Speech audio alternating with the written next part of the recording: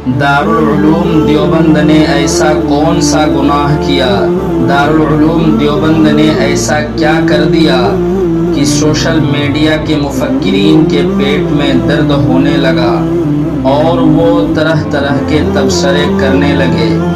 अस्सलामु अलैकुम वरहमतुल्लाहि वबरकातुह। नाज़रीन इकराम, उम्मीद कि आप सब बखैर व आफियत होंगे।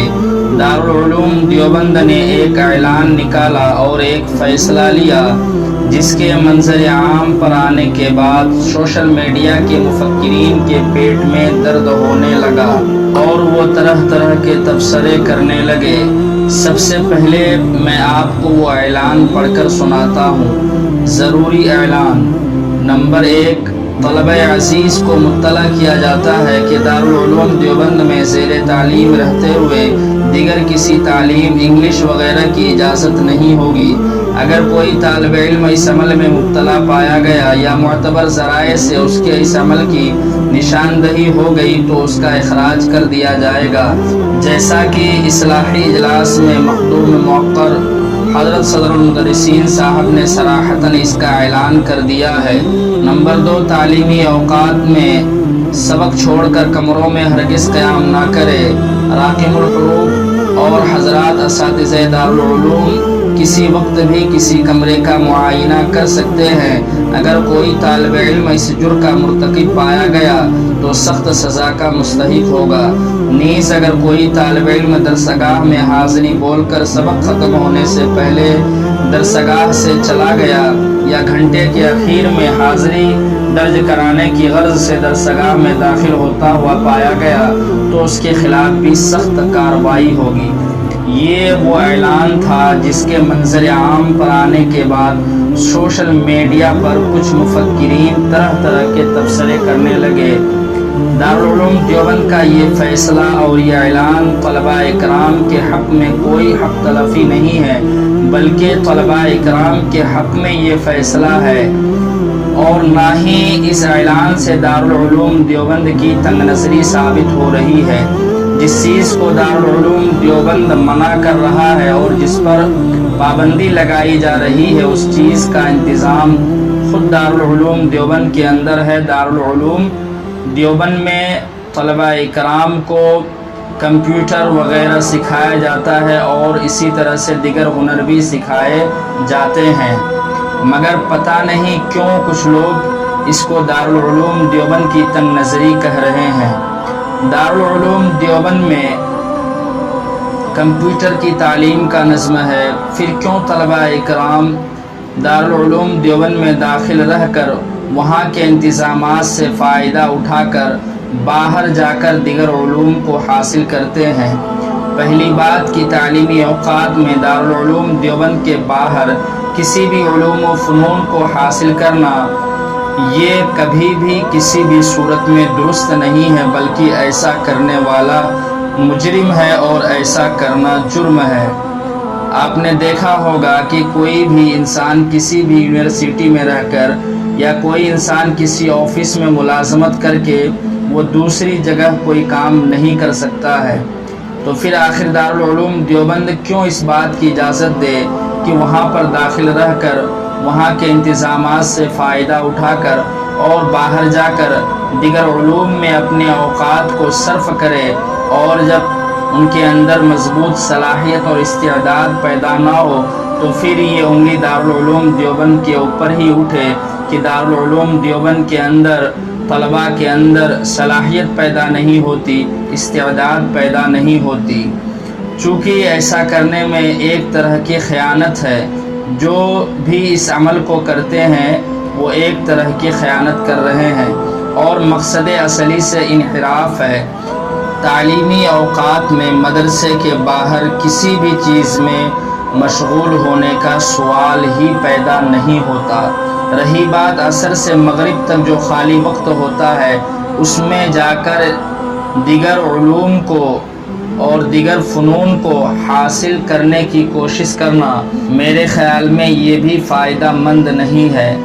बाहर तालिबे इल्म इंग्लिश सीखने के लिए जाएंगे या फिर कंप्यूटर सीखने जाएंगे, जिसमें उनको سبق تو ملے گا، سیکھنے کو ملے گا، مگر مہارت حاصل نہیں ہوگی، چونکہ ان سب کے لیے سیکھنے سے زیادہ مشق کی ضرورت ہوتی ہے، جو مشق اور پریکٹس آپ عصر کے بعد کے وقت میں مکمل نہیں کر سکیں گے۔ انگلش سیکھ رہے ہیں تو آپ کو اس میں بھی مشق کی ضرورت ہوتی ہے، آپ کو انگلش پڑھنے سیکھنے والوں کا ماحول ملنا چاہیے۔ کمپیوٹر سیکھ رہے ہیں تو اس کے لیے بھی مشق کی ضرورت ہوتی ہے، آپ کے پاس کمپیوٹر رہنا ضروری ہے تاکہ آپ کو جو سبق ملے آپ اس کی مشق کر سکیں، جو کہ دارالعلوم دیوبند کے رہ کر آپ ایسا نہیں کر سکتے ہیں۔ ہوگا یہ کہ آپ کا ذہن منتشر ہو جائے گا، آپ کو یکسوئی نہیں ملے گی، آپ کی صلاحیت کسی بھی چیز میں مضبوط نہیں ہوگی، درس نظامی میں خلل ہوگا، آپ کی صلاحیت اس لائن میں کم ہوتی چلی جائے گی، پھر وہی ہوگا کہ نہ خدا ہی ملا، نہ وصال صنم، نہ ادھر کے رہے نہ ادھر کے رہے۔ عصر بعد کا ہی ایک ایسا وقت ہوتا ہے جو خالی ہوتا ہے، اس میں اگر آپ سیر و تفریح نہیں کریں گے اور اپنے ذہن و دماغ کو آرام نہیں دیں گے تو مغرب بعد کس طرح سے اپنے اسباق کو حل کریں گے، مغرب بعد آپ کا ذہن و دماغ کس طرح تر و تازہ رہے گا، آپ کے ذہن و دماغ میں تو وہی چیزیں گردش کریں گی جن چیزوں کو آپ نے عصر بعد سیکھا ہے۔ میرے کہنے کا مقصد یہ ہے کہ جو لوگ یہ کہہ رہے ہیں کہ جتنے طلباء اکرام مدارس سے فارغ ہوتے ہیں اس حساب سے درس و تدریس کی خدمت انجام دینے کے لیے جگہ نہیں ہوتے، تو پھر جن کو جگہ نہیں ملے گی تو وہ کس لائن میں اپنی زندگی کو تلاش کریں گے، تو لا محالہ وہ لوگ حرام کمائی اور چندہ خوری کی طرف چلے جائیں گے۔ میرا سوال یہ ہے کہ کیا دارالعلوم دیوبند میں دوران تعلیم ہی دیگر عصری علوم اور فنون کو سیکھنے کی ضرورت ہے؟ کیا اسی وقت ان چیزوں کو سیکھنا ضروری ہے؟ کیا فراغت کے بعد ان ہنر کو اور ان فنون کو سیکھا نہیں جا سکتا، یا پھر دیگر زبان کو سیکھا نہیں جا سکتا؟ جواب یہی ہوگا کہ بالکل سیکھا جا سکتا ہے، اور دارالعلوم دیوبند نے اس کے لیے کسی کو منع بھی نہیں کیا ہے، جیسا کہ کچھ لوگ یہ کہہ رہے ہیں کہ دارالعلوم دیوبند نے انگریزی علم سیکھنے حاصل کرنے والوں کے لیے اخراج کا فیصلہ کیا ہے۔ دارالعلوم دیوبند کا منشا یہ ہے کہ ابھی آپ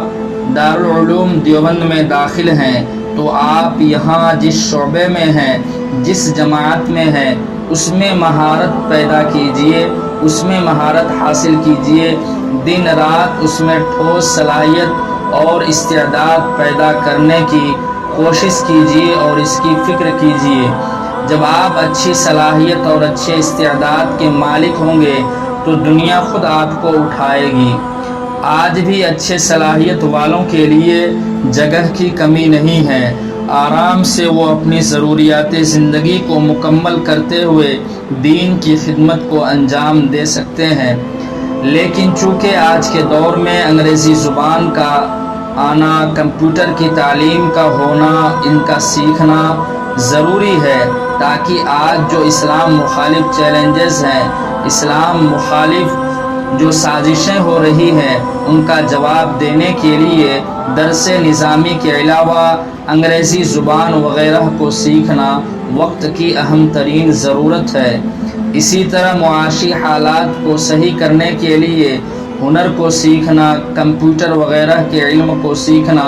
یہ بھی وقت کی اہم ضرورت ہے، جس کو خود دارالعلوم دیوبند نے محسوس کرتے ہوئے پہلے سے ہی دارالعلوم دیوبند کے اندر مختلف ہنر کے سیکھنے کا اور کمپیوٹر کے سیکھنے کا انتظام کیا ہے۔